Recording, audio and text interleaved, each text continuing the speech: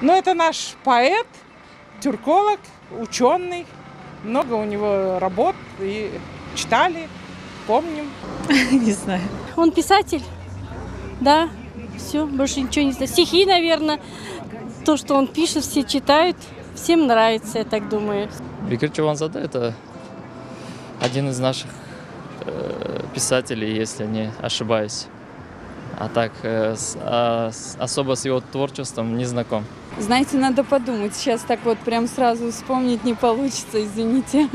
Наш писатель? Ну, писатель. Ну, мы, конечно, его произведения не проходили в школах.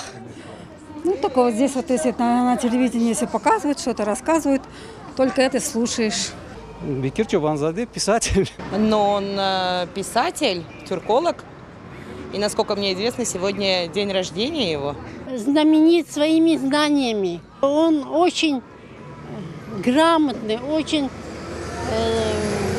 полезный для нашего народа, для молодежи. Написал, чтобы наш народ ходил, жил по его словам, чтобы были все вместе. У него сегодня день рождения?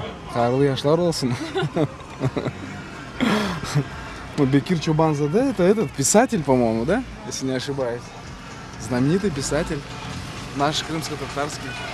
Он писатель. Хороший крымско-татарский писатель, которого мы никогда не забудем.